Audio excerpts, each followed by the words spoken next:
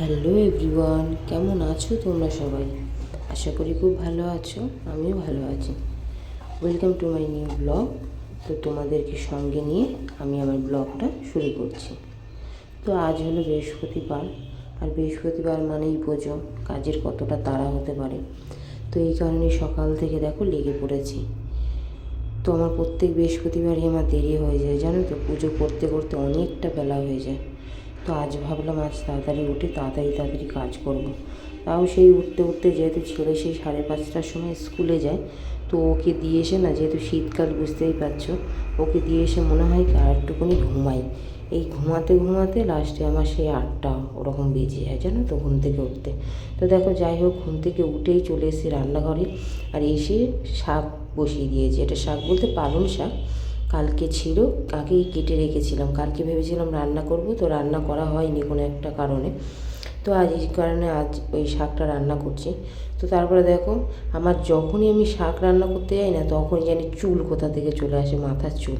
আসলে আমার মাথা দিয়ে এত চুল ওঠে কি বলবো, শাকের মধ্যে চুল থাকবেই। তো এই কারণে দেখো, আমি দেখলাম যে শাকের মধ্যে একটা চুল, তো সেই চুলটাই বাঁধছিলাম। যে শাকের মধ্যে বুঝোই তো, তারপর যদি পেটে পেটে যায় তো পেট খারাপ হবে। তো তারপরে আস্তে আস্তে করে ভাত চাপিয়ে দিলাম। ওদিকে সোয়াবিন, আজ সোয়াবিন রান্না করব। তো সোয়াবিনও বসানো আছে, চা বসানো আছে। তো তার কিছুক্ষণ পরেই দেখলাম দুধওয়ালা চলে আসলো, দুধ দিয়ে গেল। আর এদিকে ভাতের হাঁড়িতে শুধু জল দিয়েছিলাম, তো তারপরে চাল দিয়ে দিলাম। আর এদিকে সোয়াবিন সেদ্ধ হয়ে গেছে, তারপর মশলা টশলা করে নিয়েছি। তো তারপরে সোয়াবিনটা দেখো মশলাটা দিয়ে কি সুন্দর লাগছে কালারটা। আর জানো তো, আজ না কাঁচা লঙ্কা শেষ হয়ে গিয়েছিলো, ওর জন্য পুরো শুকনো লঙ্কা 2-4টে ছিল, ওই দিয়েই রান্না করেছি। তো এরপরে রান্নাবান্না কমপ্লিট হয়ে যাওয়ার পর বাবার জন্য টিফিন বাড়ছি, ওর বাবা অফিস যাবে। তো এতক্ষণ ওর বাবা অফিস চলে গেছে। তো তারপরে আমি দেখো ওই বিছানাটা গুছিয়ে নিচ্ছি। ছেলেও নেই, ওর বাবাও নেই। তো আস্তে আস্তে করে বিছানাটা গুছিয়ে নিচ্ছি।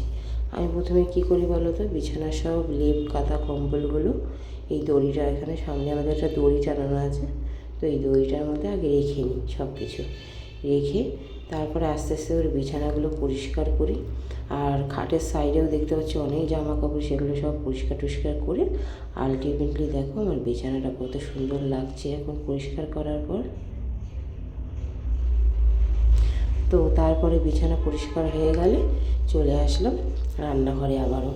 কারণ অনেক দিন ধরেই না ভাবছিলাম যে রান্নাঘরটা আমি কী করি বলো তো, গ্যাস ট্যাসগুলো মানে মুছে রাখি, কিন্তু প্রতিদিন যে সার্ফ দিয়ে মুছবো সেটা আর হয়ে ওঠে না। তো আজ কি মনে হলো কি জানি, তো ভাবলাম চলো আজকে ভালো করে ওই রান্নাঘরে যে টাইলসগুলো আছে ওগুলোও মুছবো, গ্যাসের মুছবো, সব মুছবো। তো গ্যাস মুছি, কিন্তু সার্ফ দিয়ে মানে প্রতিদিন সাবান দিয়ে মোছা হয় না, এমনি জাস্ট মুছে রেখে দিই। তো দেখো, তারপরে ভালো করে আজকে সার্ফ সাবান সব দিয়ে সুন্দর করে গ্যাসটা পরিষ্কার করছি, রান্নাঘরটা পরিষ্কার করছি। তো কাজ করতে ভালোই লাগে, ভালো লাগে বলতে সংসারটাকে গুছিয়ে গোছানো গাছানো সংসারটা মানে রাখলে খুব সুন্দরই লাগে, দেখতে খুব ভালোই লাগে। আর এই শীতের বেলা, যাই হোক, এখন তো মোটামুটি শীত নেই। আজকের দিনটা সকালবেলাটা মোটামুটি শীতটা কমই ছিল। আর আমার কি বলো তো, মানে যেহেতু কম শীত, তো সেই কারণে না আমার কাজ করতে বেশ এনার্জি ছিল মানে গায়ের মধ্যে। আর কয়েকদিন ধরে আমার শরীরটা বেশ খারাপও ছিল, যেহেতু খুব পেটে ব্যথা। এর আগের ব্লগে আমি বলেছিলাম যে আমার না খুব পেটে ব্যথা হয়েছিল, কারণ আমার ঘুমের জন্য। ছেলে যেহেতু সেই 5:30টায় স্কুলে যায়, রাতেও বেশি ঘুম হয় না। আর দিনের বেলা আবার এই এডিটিং করার জন্য যে দিনের বেলা আমি ঘুমাবো, এই ভিডিও এডিটিং তাহলে তো হবে না, যেহেতু সারাদিন কাজকর্ম করে আর ভিডিও আর কখন এডিটিং করব। তো ওই এডিটিংটাই মানে কাজকর্ম করে শেষ করতে করতে দুপুর হয়ে যায়, জানো তো। তো ওই দুপুরবেলা যে ঘুমাবো, আমার ঘুম হয় না। তো এই করতে করতে আস্তে আস্তে আমার শরীর খারাপ হয়ে গেছে বলতে খুব পেটে ব্যথা। কারণ ডাক্তারবাবু বলেছে নাকি খাবার হজম হয়নি, তো সেই কারণে পেটে ব্যথা হয়েছে। তো যাই হোক, শেষমেশ তো তারপর ডাক্তারখানায় গেলাম। ডাক্তারবাবু বলেছে ভালো করে মানে একটু ঘুম টুম যেন ঠিকঠাক হয়। তো তারপরে এই যে দেখো এখনও পরিষ্কার করে যাচ্ছি। তো যাই হোক, শেষমেশ ওই পরিষ্কার কি ছিল, পায়ে বেঁধে পড়ে যাচ্ছিলাম। তো চলো পরিষ্কার করার পর কেমন হয় সেটা তোমাদের দেখাচ্ছি।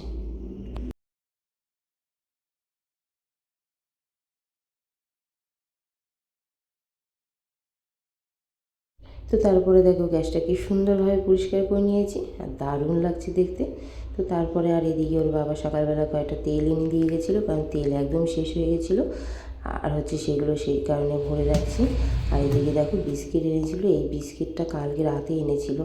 তো এটা পুরো বাদাম দিয়ে তৈরি বলে আমি অতটাও খাই না, কারণ গ্যাস হয়। তো তারপরে আমার ছেলে চলে এসছে, মানে আমার জীবন। তো আজকের ব্লগটা এই পর্যন্তই। যদি ভালো লাগে অবশ্যই লাইক